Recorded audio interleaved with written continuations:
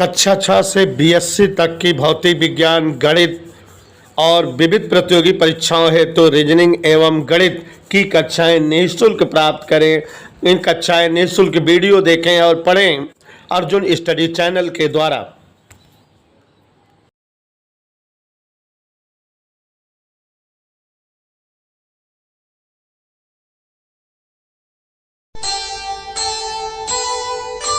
कर्म करे किस्मत बने, जीवन का यह मर्म,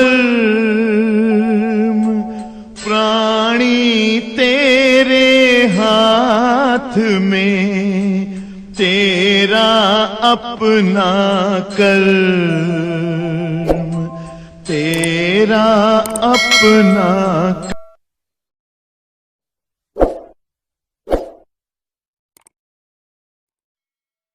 प्यारे बच्चों, प्रक्षेप गति और प्रक्षेप गति के न्यूमेरिकल आज हम लोगों को लगाना है और प्रक्षेप गति के न्यूमेरिकल समझना है। देखो बेटा, जैसे अभी तक और चैप्टरों के न्यूमेरिकल लगाते थे तो और चैप्टरों के न्यूमेरिकल बड़े इजीली लग जाते थे क्योंकि सूत्र डिपेंडेंट रहते थे, सूत्र पता रहता था। अभिनव बेटा तुरंत उस दिन प्रयोग करते थे, आ जाता था। लेकिन बच्चा इस चैप्टर के सवाले जो हैं पहली चीज़ तो टेक्निकल है, कंपटीशन के दृष्टिकोण से बहुत आवश्यक है। लेकिन अगर 2-3 सवाल समझ में आ जाए तो फिर सब सवाल लगा के मजा आए, नहीं तो बेटा सब ऊपर से जाता है क्योंकि इसकी सवालों में दिमाग लगता है, सूत्र डिपेंडेंट नहीं होती, आपको समझना पड़ता है तब जाके लगती है। ठीक है, तो मेरा प्रयास है कि आप सभी समझें। सबसे पहली बात तो ये है कि अगर किसी कण या पत्थर को क्षैतिज से किसी कोण पर ऊपर की ओर फेंका जाता है, यदि किसी वस्तु या कण या पत्थर को क्षैतिज से किसी कोण पर ऊपर की ओर फेंकते हैं तो वह इस प्रकार गति करता है कि संपूर्ण गति के दौरान, याद करिए, उसके गति की दिशा और परिमाण दोनों समय के साथ बदलते रहते हैं। अर्थात वस्तु भारती जी एक ऐसे त्वरण के अंतर्गत गति करती है जिसकी दिशा और परिमाण दोनों समय के साथ बदलते रहते हैं। वस्तु की इस प्रकार की गति को कौन सी गति कहा जाता है? और जैसा कि जय बच्चन आप जान रहे हो कि जो वस्तु प्रक्षेप गति करती है उस वस्तु को प्रक्षेप के कहा जाता है। जिस वेग से वस्तुएं प्रक्षेप गति करती हैं उसे बेटा क्या कहते हैं? प्रक्षेप वेग। और वस्तुएं जिस पथ पर गति करती हैं वह पथ प्रक्षेप के पथ कहलाता है। और प्यारे बच्चों, जितना क्षैतिज दूरी वस्तु द्वारा तय होती है क्षैतिज परास कहा जाता है। और आप सभी लोग जानते हैं कि प्रक्षेप गति के दौरान जितना ज़्यादा से ज़्यादा समय वस्तु को लगता है वो अखंड बेटा उड्डयन काल या फ्लाइट टाइम कहलाता है। और जितना हाइट वस्तु तय करती है महत्वाकांक्षी। आप लोग एक हफ्ता हो गया है पढ़े इस चैप्टर को, थोड़ा सा समझ सको इसके लिए घर से एक बार पढ़ के आना चाहिए था। पहले से ही बताए थे कि न्यूमेरिकल कराएंगे इस पर। और दूसरा, हम आपको समझा रहे सीरियस या समझोगे तो पुरानी चीज़ें आ जाएंगी याद तैयार। देखो बच्चों, सबसे पहली चीज़ कि सबसे पहला सूत्र जो हमने आपको इस चैप्टर में पढ़ाया है वह है उड्डयन काल का। सभी लोग जानते रहिए, मुंह बंद करके सुनिएगा। T से लिखा जाता है 2u sin अल्फा अपॉन जी। उड्डयन काल का सूत्र है। यहाँ जो है u का मतलब है प्रक्षेप वेग, u का मतलब है प्रक्षेप वेग, जिस वेग से वस्तु जा रही हो। और अल्फा का मतलब है बेटा प्रक्षेप कोण, वस्तु के लिए प्रक्षेप कोण सवाल में दिया रहेगा। उसके बाद बेटा दूसरा सूत्र आप पढ़े हैं महत्तम ऊंचाई। प्यारे साथियों, 3 ही सूत्र आप पढ़े हो, लेकिन आप जानते रहिए इस चैप्टर की सवाल है बेटा पॉलिटेक्निक एग्जाम, IERT के एग्जाम, एयरफोर्स की परीक्षा, ENDA जो होती है 12th के पास बच्चे पढ़ते हैं या 12th वाले, ENDA में भी इसकी सवालें आती हैं। मिसाइल उसाइल से रिलेटेड जो सवाल रहती हैं वो प्रक्षेप गति की रहती हैं। तो इसलिए इसको ज़्यादा अच्छे से समझिए और आप लोग जो है बढ़िया समझते रहोगे, हमें लगेगा कि हाँ साथ दे रहे हो आप लोग, तो थोड़ा कंपटीशन की चीज़ें भी बता देंगे और ज़्यादा पढ़ा देंगे इस पर न्यूमेरिकल। उसके बाद क्षैतिज परास या महत्तम परास। तो देखिए जरा, केवल 1 2 3 सूत्र है। महत्तम ऊंचाई h बराबर u square sine square alpha अपान 2g। जय बच्चन जी, अभी तक सवालें लगाती थी आप, तो सूत्र डिपेंडेंट सवाल रहती थी, मान धरो उत्तर, लेकिन इस अभ्यास में सूत्र डिपेंडेंट सवालें एक भी नहीं पाओगे। आपको कुछ न कुछ टेक्निक का प्रयोग करना पड़ेगा, एक्स्ट्रा दिमाग लगाना पड़ेगा, तभी जाके लगेगी। ठीक है करण? जिन लोगों को इसकी दिक्कत हो रही है इस साइड बैठ जाना, मैनेज कर लेना कि दिखता रहे। ठीक है, इधर उधर हो जाना। क्या देखिएगा, क्षैतिज परास r बराबर u square sine 2 alpha upon g, ये क्षैतिज परास का सूत्र है। इनमें भी अगर जो है कभी महत्तम परास कहे तो r मैक्सिमम की वैल्यू यू स्क्वायर अपान जी होगी, वह अल्फा का मान 45 से याद रखिएगा। एच मैक्सिमम कहे तो एच मैक्सिमम के लिए जो है वैल्यू होगी यू स्क्वायर अपान 2g और अल्फा बराबर 90। ये जानते रहना, 2 सूत्र करण विश्वकर्मा और जानते रहो। क्षैतिज वेग हमेशा याद रखिए, कोई भी प्रक्षेपवृत्त के लिए क्षैतिज वेग u cos अल्फा होता है। और अभिनव विश्वकर्मा, ये जो क्षैतिज वेग u cos अल्फा है बेटा, ये जहाँ से वस्तु फेंकी जाती है वहाँ पर भी u cos अल्फा, थोड़े ऊपर भी u cos अल्फा, एकदम ऊपर भी u cos अल्फा, लास्ट में भी u cos अल्फा। जैसे अगर हमसे कह दिया जाए कि किसी वस्तु को 10 अंश के कोण पर क्षैतिज से 20 मीटर पर सेकंड के वेग से फेंका जाए, तो फेंकने के 10 सेकंड बाद उसका क्षैतिज वेग बताओ। चाहे 10 सेकंड बाद पूछे, चाहे 1 घंटा बाद पूछे, चाहे शुरू में, हमेशा u cos अल्फा। ठीक, तो u cos अल्फा हमेशा समान रहे। बदलत का ऊर्ध्व वेग u साइन अल्फा ऊपर जाते जाते घट जाता है, एकदम ऊपर शून्य हो जाता है, फिर नीचे आकर के बढ़ा हुआ प्राप्त होता है, तो u साइन अल्फा बदलता है। जो u साइन अल्फा, ये u cos अल्फा क्या होता है? जो नियत होता है। नियत का मतलब बेटा फिक्स। ऊर्ध्व वेग जानिए, ऊर्ध्व वेग का सूत्र होता है u साइन अल्फा। इसी का मान बदलता रहता है, जहां से फेंका जा रहा है वहां पर इसका मान क्या होता है? u sine alpha. एकदम ऊपर क्या होता है? शून्य, नीचे आकर फिर अधिकतम हो जाता है, यही बदलता रहता है। ठीक है, एक और कोई भी सवाल लगाने के लिए प्रक्षेपवृत्त की एक सवाल, एक सूत्र, एक चीज़ ये जानते रहो कि u cos अल्फा हमेशा कांस्टेंट होता है।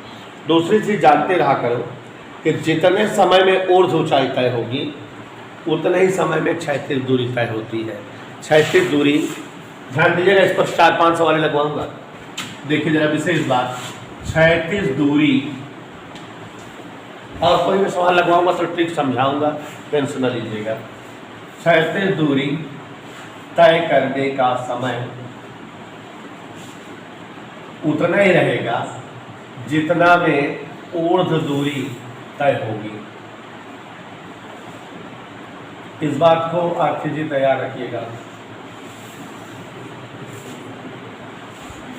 ठीक है, क्षैतिज दूरी तय करने का टाइम ऊर्ध्व दूरी तय करने के टाइम के बराबर होगा। 15 सवाल बोले हैं, और अगर आप मन लगा समझने का प्रयास करोगे तो 15 में आ जाएगा।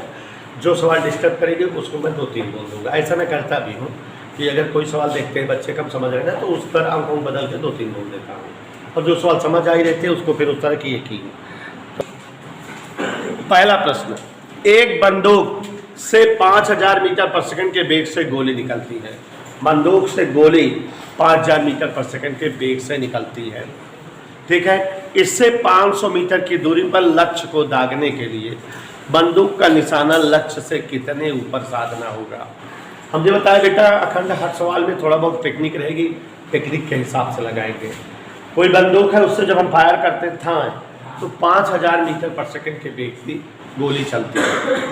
तो अब अगर यहाँ ध्यान दीजिएगा, पहला सवाल, आप यहाँ पर हैं ऊपर, आप बंदूक से फायर करते हैं u बराबर 5000 मीटर पर सेकंड। आपको मारना कहाँ है गोली, ये भी जान लो कि आपसे 500 मीटर की दूरी पर, 500 मीटर की दूरी पर कोई लक्ष्य है। अच्छा एक चीज और बेटा, ये जो प्रक्षेप गति की विशेष बात बताने जा रहे हैं, अगर बेटा जैसे हमको कहे कि उस स्थान पर जो है निशाना मारो, उस स्थान को गिराओ, तो जो लोग गोली वगैरह चलाए होंगे या जो है जानते होंगे टीवी वगैरह देख करके, तो आज जान लीजिए कि जिस निशाना जिस स्थान पर लगाना रहता है, जहाँ गोली मारनी रहती है, उस स्थान को निशाना ना करके उसके थोड़ा ऊपर की ओर बंदूक तानी जाती है। अगर उसी जगह तानोगे, उसी स्थान पर, तो गोली नहीं लगेगी। क्यों नहीं लगेगी? जैसे स्थान ए पर गोली को फेंकना है, यहाँ आप जो है जमीन पर ओ से ए की सीध में ऐसे लगाएंगे, यही सीध है ना, आप सीध में गोली का निशाना किए, ये सीध में है ए की नहीं, मान लो आपका टारगेट ए है, इसी और बंदूक कर दिए, तो गोली निकलेगी इससे सीधे सीधे ऐसे ही निकलेगी कि नहीं? लेकिन आप जानते हो गोली कौन सी गति करती है? प्रक्षेप। तो गुरुत्व थोड़ा इसको लगातार नीचे की ओर खींचता रहता है। आपने निशाना इधर लगाया है, गोली ऐसे जाते जाते जाते जाते प्रक्षेप गति करते करते ऐसे कहीं आके गिरेगी। ठीक, जो गुरुत्व थोड़ा उसको लगातार नीचे खींच रहा था, इसलिए जिस स्थान पर भेज रहे थे आप, उससे थोड़ा नीचे होकर गिरी। तो आप इस स्थान पर कैसे गोली मार पाओगे? इसके लिए इससे थोड़ा ऊपर आपको निशाना साधना होगा। अब अगर जो है इससे ऊपर की ओर निशाना साधो, इससे ऊपर की ओर, तो निश्चित तौर पर जो है ऊपर की ओर आप साधे हो, जाते जाते जाते जाते ऐसे टकरा के गिर जाएंगे। ठीक है बेटा, हम लोग जब पढ़ते थे 94-96 में MNNR और IIT के जो है क्वेश्चंस बहुविकल्पी बनते थे, तो उसमें एक क्वेश्चन पूछा जाता था कि एक पेड़ पर एक बंदर बैठा है, उसको गोली मारी जाती है, और एक पेड़ से बंदर कूद रहा है नीचे की ओर, उसको गोली मारी जाती है। किसको गोली लगने की संभावना ज़्यादा है? जो बंदर कूद रहा है नीचे, उसको लगने की संभावना। क्यों? क्योंकि हमारी गोली प्रक्षेप गति करेगी, तो नीचे की ओर तो गिरवे करेगी गोली, और बंदर नीचे को अगर आ रहा है तो उसको कहीं कहीं तो लगी जाएगी, चाहे एकदम ऊपर या जहाँ कूदा या थोड़ा और नीचे है, लगेगी जरूर। ठीक है, इधर क्लियर?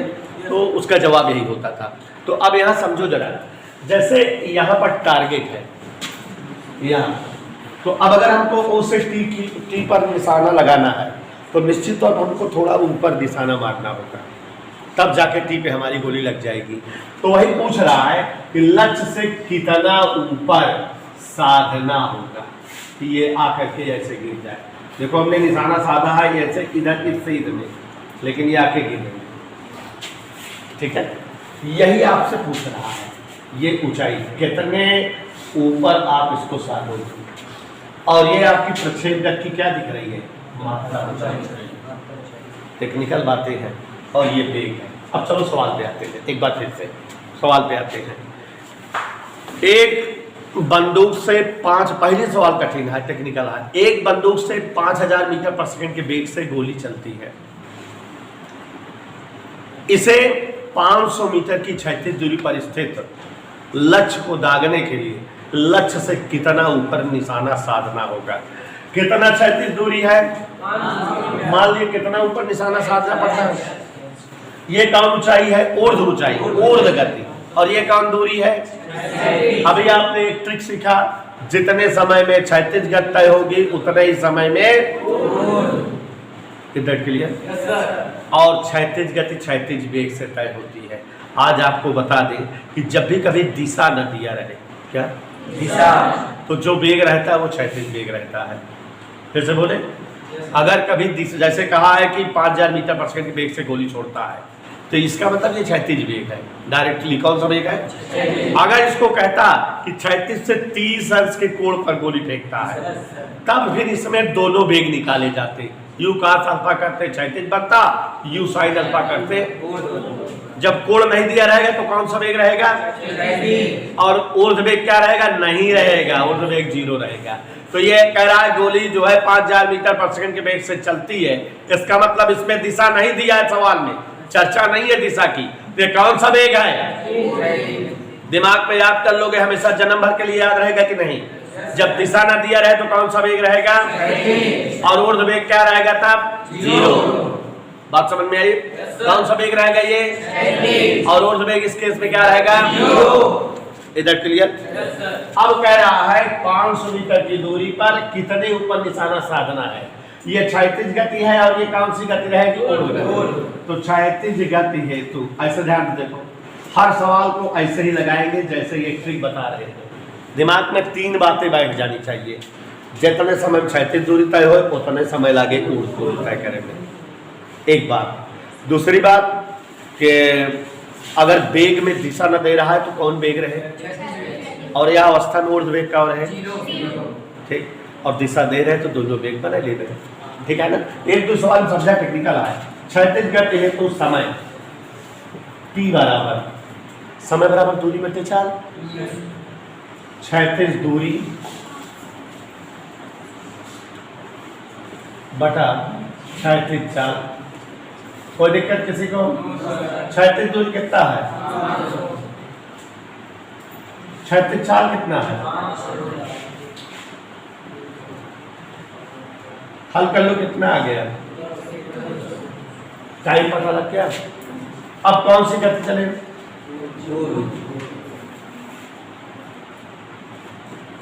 निशाना कितना ऊपर हम साध रहे हैं, मालूम नहीं है, हर सबने मान लिया है कि निशाने को h मीटर ऊपर जो है ताने हैं ना। कोई दिक्कत, हर से बेटा समझ में आया। अब देखो ध्यान दीजिए, ऊर्ध्व गति में गति के समीकरण लगते हैं, और दूरी की बात है तो दूसरा समीकरण h बराबर ut प्लस हाफ g²। कोई दिक्कत, यही h तो पता लगाना है गंभीर।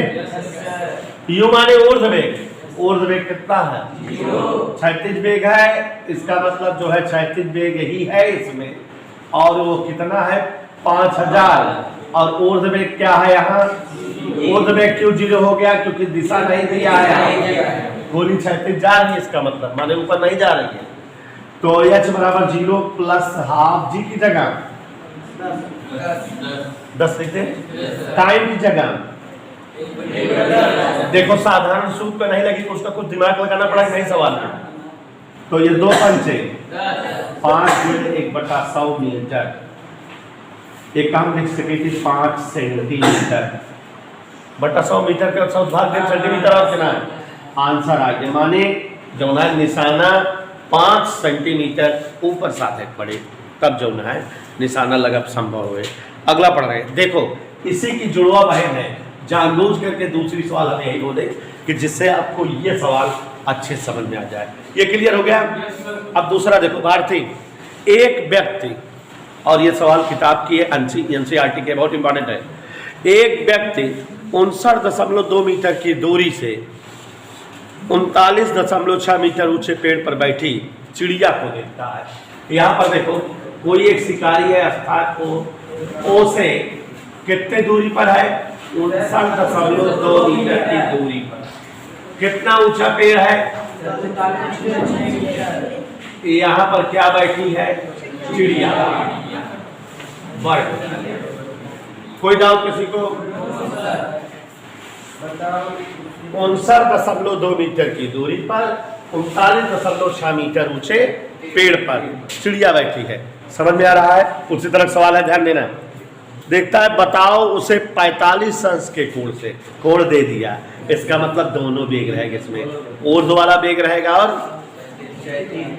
मान लेते हैं यूं बेग से इसको फेंक रहा है जमीन से कैस के कोण पर, तो ये ऐसे जाके चिड़िया को लगे, यहाँ पर ये ऊर्ध्व बेग हो जाएगा यू साइन 45, और यहाँ जमीन पर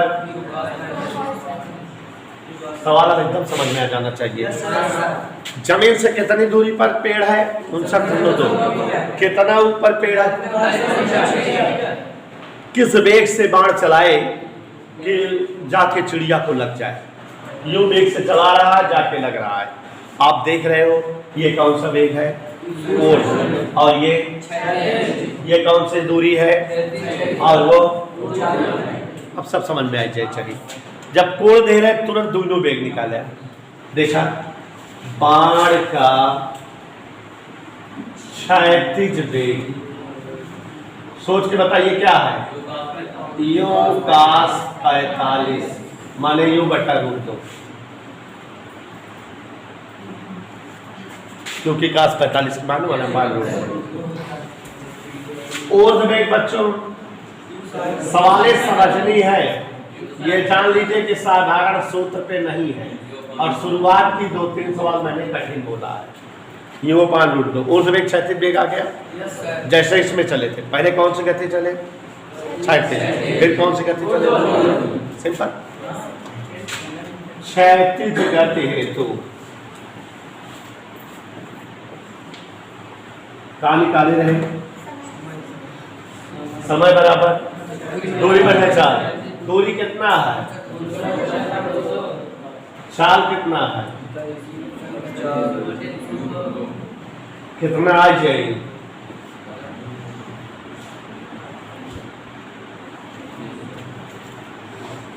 आया? अब कौन सी गति चले? ऊर्ध्व गति। ध्यान देना, यक्ष बराबर ऊपर जाए कहा है? नीचे से ऊपर। ए में काय माइनस होने से ना करें, काय के में वेग रहा ना, ऊपर जाते ना रही बस, तो कल्पना रहेगी। ठीक है? हाँ, तो यक्ष बराबर यूटी मान, क्योंकि ऊपर जाए का, नीचे से ऊपर की ओर गति हो क्या है, तो यह भी जो ना है UT minus half G T square. यक्ष की जगह माइनस, यक्ष की जगह ऊंचाई, यू माने जिस वेग से फेंकी जा रही है ऊर्ध्व वेग। टाइम हाफ जी के मान बच्चों 9.8 लिख रहे हैं।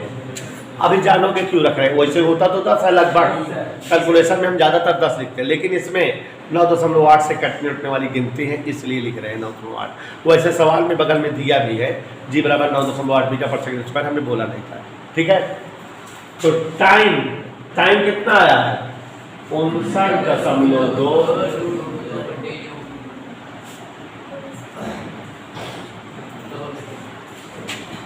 कोई दिक्कत?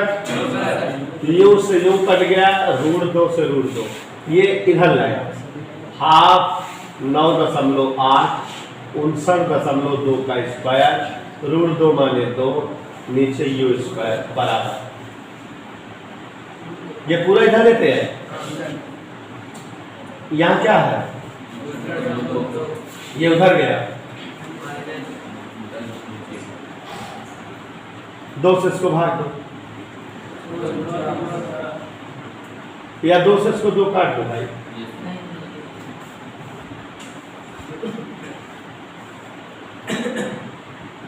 इसमें से इसको घटाओ, 12 6 गए 6, 18 से 9 गए 9, 4 से 3 गए 3। और आगे देखो 98 दूनी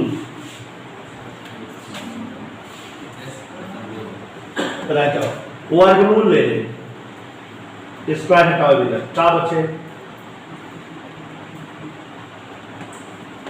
नहीं स्क्वायर हट गया, यूं आइए 2 के स्क्वायर अंडर रूट करता ही ना, तो भारतीय यू बराबर ये नीचे 59.2 बटा, कोई दिक्कत? परिमेयीकरण कर दे। अभिनव √2 से गुणा, √2 से भाग, √2 2 से भाग दो, 29। कोई दिक्कत? मीटर पर सेकंड। क्या चीज पता लग गया? वेग पता लग गया। किसी कोई असुविधा बेटा? क्या चीज पता लग गया? क्या पूछ रहा है सवाल में, जरा देखो। कह रहा था कि किस वेग से बाण को चलाना चाहिए, आ गया कि नहीं? ठीक है, एक प्रक्षेप का प्रारंभिक वेग 30I + 40J है। ये बिल्कुल अलग टाइप की सवाल है, किताब में इस तरह की 2 सवालें आप पाओगे हर किताब में, एक उदाहरण एक सवाल। तो ये अलग तरह की सवाल है, इसको अलग टाइप से लगाया भी जाएगा। तो ध्यान दीजिएगा, एक प्रक्षेप का प्रारंभिक वेग 30I + 40J है। इसका प्रक्षेपण कोण, उड्डयन काल, महत्तम ऊंचाई, क्षैतिज परास सब बताओ। देखो ये क्वेश्चन बिल्कुल अलग टाइप का है, आपको सुनने में ही लग गया होगा कि अलग तरीके का है, और इस टाइप का कोई क्वेश्चन और नहीं है, एक ही है, उसको भी लगवा देंगे तो प्रैक्टिस हो जाएगी। तो देखिए जरा, ट्राई करिए मेरे साथ समझने का, तभी आएगा। ध्यान देना बेटा, तीसरा सवाल है ना, प्रक्षेप वेग। सभी लोग ध्यान दें, U बराबर 30I प्लस 40J। गौर से देखिए, 30I धन 40J, चूंकि I और J में है तो इसका मतलब ये वेक्टर हुआ।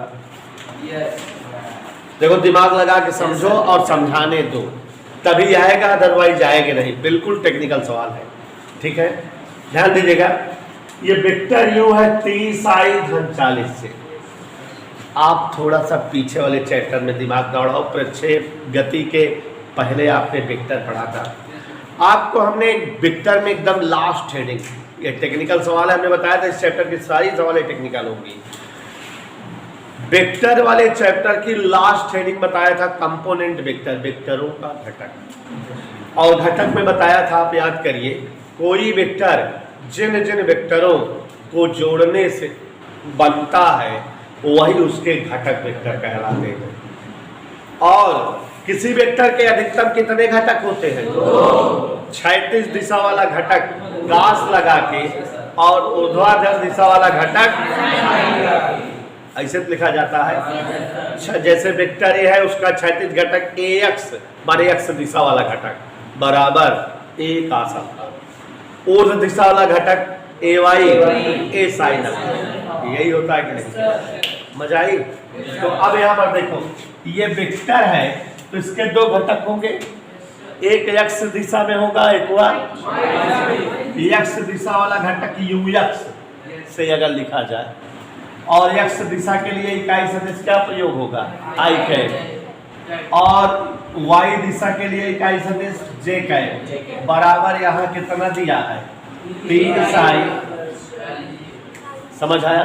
फिर से देखो, वेक्टर U को क्या लिख दिए? UX I cap plus UI J cap. याद करो, वेक्टर A को अगर हम जो है घटक पे लिखते थे तो AX I cap AY J cap, I J के लगा देते थे। X दिशा के लिए परिमाण के साथ I कैप और Y दिशा वाले घटक के लिए परिमाण के साथ J कैप। तो यहाँ वेक्टर U को दो घटकों में तोड़ दिए, UX I cap UY J cap. बिल्कुल एकदम अलग टाइप सवाल ये है, यह तरफ प्रक्षेप गति सवाल है, इसे ही कंपटीशन में पूछी जाती है, जैसे इसको बोलेंगे। इतना समझ में आया विवेक सिंह?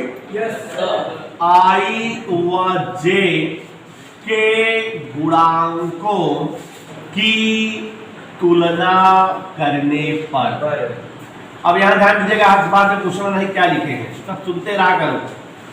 तुलना कर रहे हैं, I के बगल यहाँ क्या है? UX, और यहाँ I बगल UX बराबर 30 हो गया हुआ। J के बगल क्या हुआ है? और 49। किन आप बताओ UX क्या है? 36 बेग है, x अक्ष की दिशा वाला बेग। UI क्या है? अनुसदान। और जब ये 36 बेग है तो इसका मतलब ये U cos अल्फा है कि नहीं? और ये क्या है? इस प्रकार ध्यान से देखिएगा सभी लोग, UX बराबर 3 माने U cos अल्फा बराबर 30,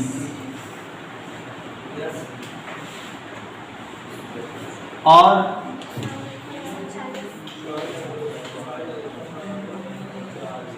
कोई दिक्कत बेटा? समझ में आया टेक्निक एक है?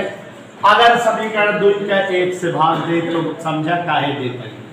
समीकरण 2 के 1 से भाग दे, U sin अल्फा बटे U cos अल्फा। यहाँ साइन मान 40 है, cos मान 30। U से U साइन बटा cos क्या होता है? 4/3। तो अल्फा बराबर tan इनवर्स 4/3।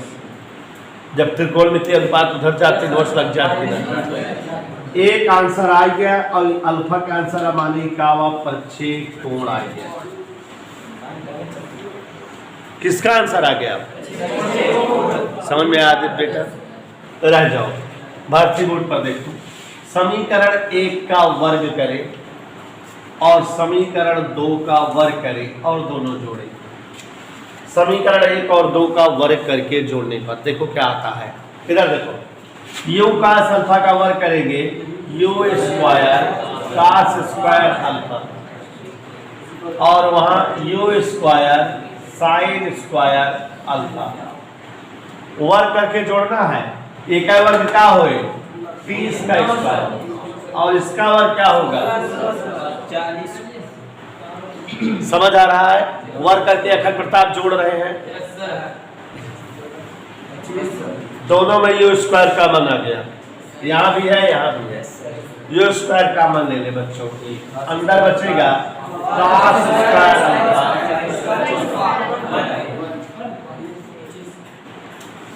30 की स्क्वायर 9, 40 की स्क्वायर, आगे वाला लाइन से यू स्क्वायर 1 का स्क्वायर साइन स्क्वायर बराबर 1। अच्छा 10 की गणित, 2500 को हम लिख सकते हैं 50 का स्क्वायर। और बच्चों दोनों तरफ वर्गमूल ले लो, तो यू बराबर एक आंसर और आ गया। आप देखो प्रक्षेप वेग आ गया, प्रक्षेपण दिशा आ गई, और भी कुछ चीजें पूछ रहा है, निकाल रहे हैं। देखो उड्डयन काल, ऐसे देखो जरा, उड्डयन काल भी पूछ रहा है। सभी लोग ध्यान दो, P सूत्र होता है 2u sin अल्फा अपान, यही होता है कि नहीं? प्यारे बच्चों ध्यान से देखो, 2 गुणे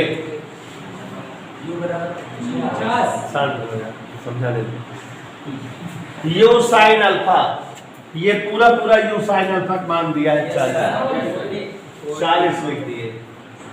और बच्चों कैलकुलेशन में सरलता के लिए जी का मान 10, ये दोनों जीरो कट गया, 4 दूनी 8 सेकंड, माने एक उत्तर और आ गया। उड्डयन काल भी आ गया कि नहीं?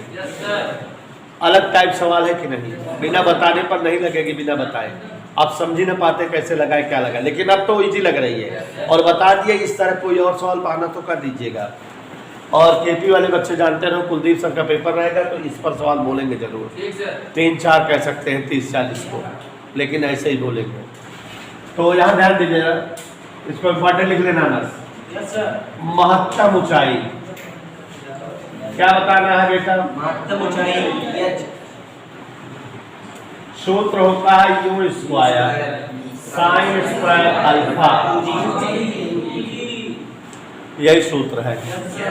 निखिल ऊपर दोनों ऐसे लिखे जा सकते हैं, यू साइन अल्फा का होल स्क्वायर लिखा जा सकता है। और यहाँ 2 गुणे जी की जगह 10, और आगे देखो अखंड यू साइन अल्फा का मान 40 का स्क्वायर बटे 20, 40 40 में 1600, 20 भाग दे 80 मीटर। महत्तम ऊंचाई भी आ गई, उड्डयन काल भी आ गया। एक चीज और बच रहा है, देखो क्षैतिज परास। आप लोग समझिए, R बराबर u square sine 2 alpha upon g. ऐसे हमें समझाने दीजिए, आप देखते रहें केवल। U square sine 2 alpha upon g, और आगे देखिए Suhani ji, u square into बेटा कक्षा 10 में साइन 2 थीटा बराबर 2 साइन थीटा कॉस, तो 2 sine alpha into cos alpha. और आगे देखिए, ये 2 बाहर लिख दे रहे हैं, ये यू स्क्वायर कब लिख सके थे? यू गुणे यू, तो एक यू एक साथ एक यू एक साथ लगा देते हैं, यू साइन गुणे यू कॉस बहरे 10। कैसे भाई? यू स्क्वायर को तोड़ दी, यू गुणे यू, एक यू है लिख दी, एक यू है 2 गुणे यू साइन अल्फा मान देखा यहाँ 9 बार 40, यू कॉस अल्फा 0 0 काट के 2 3 6 चौको प्यारे बच्चों, आपने देखा कि सवाल थोड़ा टेक्निकल थी और इस तरह से कंपटीशन में अगर पूछी जाएगी वो आप देख रहे हो सूत्र डिपेंडेंट एक भी सवाल नहीं है, कुछ ना कुछ टेक्निक है। तो आप यहाँ पर क्या पा गए? प्रक्षेपण दिशा, यहाँ पर प्रक्षेपण वेग, यहाँ उड्डयन काल, महत्तम ऊंचाई, क्षैतिज प्राप्त, सारी चीज़ें आ गई ना, समझ में भी आ जानी चाहिए। अगला पढ़ रहे हैं, ध्यान से सुनिएगा। एक मीनार की चोटी से, अब इस तरह की कम से कम 10 सवाल किताब में है, तो 2-3 सवालें सीख लो और मेरी ट्रिक समझ लो कैसे सर बता रहे हैं, क्योंकि 10 सवाल कम से कम इस तरह से हैं। एक मीनार की चोटी से एक पत्थर 10 मीटर पर सेकंड के प्रारंभिक वेग से 36 से 30 अंश के कोण पर ऊपर की ओर फेंका जाता है। पहली चीज को देखो, इस सवाल को ऐसे ही 10 सवालें बुक में है, थोड़ा थोड़ा चेंज करके एक सवाल से ट्रिक समझ लो तो कोई दिक्कत नहीं होगी आपको। ट्रिक समझ लीजिए, एक सवाल से समझ जाएगी। देखो साथियों, क्वेश्चन नंबर 4, एक मीनार की चोटी से, ट्रिक सिखा रहा हूँ कैसे सवालें लगेंगी। यहाँ एक मीनार बना दीजिए, कोई भी सवाल रहेगी कि इतने मीटर ऊंचाई से, इतने पहाड़ से, इतने मीनार से, और यहाँ बच्चों जमीन बता दीजिए ये मीनार है पी क्यू। प्रश्न हम पढ़ते जा रहे हैं, करते जा रहे हैं, आप भी ट्रिक समझिए। एक मीनार की चोटी से एक पत्थर 10 मीटर पर सेकंड के प्रारंभिक वेग से 36 से 30 अंश के कोण पर दिशा दे दिया। अगर दिशा न देता तो यही वेग क्षैतिज वेग रहता, और ऊर्ध्व वेग क्या रहता? पीछे कहीं पढ़ाए थे। तो यहाँ ये क्षैतिज है, क्षैतिज से 30 अंश के झुकाव पर 10 मीटर पर सेकंड के वेग से ऊपर की ओर देखा जाता है। तो ये इधर इसका जो है कौन सा वेग रहेगा? ऊर्ध्व वेग 10 sin 30, और ऐसे ये आकर कहीं जमीन पर गिरेगा। इधर की ओर वेग क्या रहेगा? 10 cos 30। ऐसे ही तो ध्यान दीजिए, हम एक मीनार पे खड़े हो गए हैं, एक पत्थर फेंक रहे हैं जमीन से कितने कोण पर? कितने वेग से? 10 मीटर पर सेकंड के वेग से। इस वेग के क्या घटक हो जाएंगे? 10 cos 30 क्षैतिज दिशा वाला, 10 sin 30 ऊर्ध्व दिशा वाला। अगर यही कोण न देता तो कहता कि 10 मीटर पर सेकंड वेग से फेंका जाता, इसका मतलब वो क्षैतिज वेग रहता और तब ऊर्ध्व वेग क्या रहता? और क्वेश्चन कह रहा है कि ये पत्थर मीनार के आधार से 17.3 मीटर की दूरी पर गिरता है या टकराता है। मीनार के आधार से कितना दूरी पर गिरता है? 10√3 मीटर की दूरी पर गिरता है यहाँ से। ठीक है, हमसे कह रहा है मीनार की ऊंचाई बताओ। सवाल समझ में आई? चित्र में सवाल देखो, इस तरह 10 सवाल है किताब में। ऐसे ही थोड़ा थोड़ा टेक्निकल है, जैसे किसी में कोण नहीं दिया रहेगा तो आप जान जाना कि जो वेग है वो क्षैतिज है, ऊर्ध्व वेग 0 है। और जब कोण दिया रहेगा जिसमें दोनों वेग है कि नहीं, 10 sin 30 है, 10 cos 30 है। अब इधर देखो जरा नमन सिंह, क्षैतिज वेग गौर से देखो, 10 cos 30, 10 गुणे cos 30 के बाद √3/2 हल करें तो 5√3। कौन सा वेग आएगा? और अगर ऊर्ध्व वेग जानना चाहे तो बेटा 10 sin 30 हल करें, 10 गुणे sin 30 के मान 1/2। गौतम गंभीर तक साथ समझ रहे हो? इतना समझ में आया? हमने आपको बताया था सवाल लगाने के लिए क्षैतिज गति वाला समय, ऊर्ध्व गति वाला समय बराबर हुए, और हर सवाल में एक दोनों करेक्ट पड़ा था। पहले क्षैतिज गति करी थी, फिर बात कौन गति करी थी? एक सवाल में अभिनव ढंग से समझा कायदे से, क्षैतिज गति में समय बराबर क्या होता है? तो क्षैतिज दूरी बटा क्षैतिज चाल, क्षैतिज दूरी, टेक्निकल सवाल यहाँ है, बटा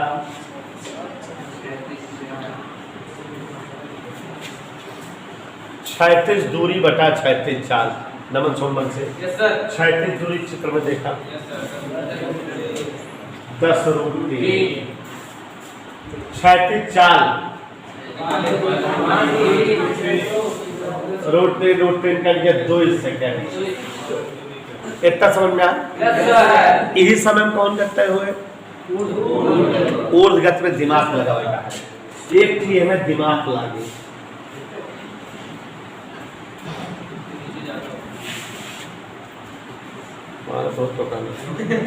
ऊर्ध्व गति में दिमाग लगेगा।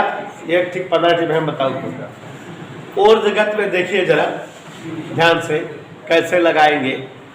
समझे नहीं रहोगे बेटा तो अगली सवाल में भूल जाओगे।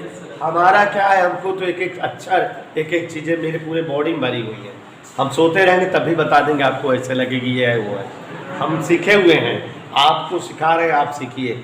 और इतना डीप में कोई टीचर प्रतापगढ़ का नहीं बताए, गारंटी ले रहा। तो न्यूमेरिकल केवल प्रतापगढ़ में सबसे ज़्यादा हम ही कराते हैं। तो यहाँ ध्यान दीजिए, सीखिए। और मेरा प्रयास है कि आपको भी आए। कंपटीशन में काम देता, जब यहाँ से पढ़ करके पीछे कुटे करने जाते हैं तो वहाँ पता लगता है कि यहाँ हम लोग तो कुछ पढ़े नहीं सेंटर में। ऊर्ध्व गति टेक्निक वाली बात बता रहे हैं हमको। देखो हमारा पत्थर ऊपर उड़ रहा है, लेकिन हमको कहाँ से कहाँ गति करानी है? P से Q तक गति करानी है। जहाँ खड़े हैं निचोआ कहती गति कराना है। कहाँ से कहाँ तक गति करानी है? P से Q। देखिए जरा बताओ समझते नहीं। P से Q तक, P से Q तक गति करानी है। तो यहाँ पर जो है प्रारंभिक वेग क्या होगा, समय क्या होगा, त्वरण क्या होगा, सारी चीज़ें जानना रहेगा। टेक्निक वाली बात बताना चाहते हैं, यही लिए समझो। अगर वस्तु जा रही है ऊपर की ओर 5 के वेग से, लेकिन हमको वस्तु को P से Q की ओर करना है, तो इसलिए इसका वेग -5 लिखेंगे। ये टेक्निक है इसमें। और हर सवाल में इसे समझना, थोड़ा सा गलत हो जाएगा अगर कहीं भी तो कतई उत्तर नहीं आएगा। वस्तु 5 मीटर पर सेकंड वेग से ऊपर जा रही है ना। हम कहां से कहां तक की गति के लिए आपसे चर्चा कर रहे हैं? P से Q की ओर, माने हमको नीचे चलना है। जैसे पीछे किसी चैप्टर में बताए थे कि गुब्बारे से एक पैकेट गिराया जाता है, तो गुब्बारा 10 के वेग से ऊपर जा रहा था, पैकेट के वेग -10। तो ऐसे इस तरह के सवालों में जितने वेग से ऊपर जा रहा पत्थर माइनस लगा दोगे तो इसका मतलब उसका नीचे वाला वेग हो जाएगा। तो अब यहाँ योग जगह -5 लिखेंगे। समय आया हुआ है 2 सेकंड। त्वरण देखो, वस्तु को P से Q नीचे की ओर गति करा रहे हो, तो गुरुत्वीय त्वरण चाहे 10 लिख दो और चाहे 9.8 लिख दो, दोनों से आएगा। ठीक है। और हम लोग सूत्र लगाएंगे ऊर्ध्वाधर गति के लिए, H बराबर ut प्लस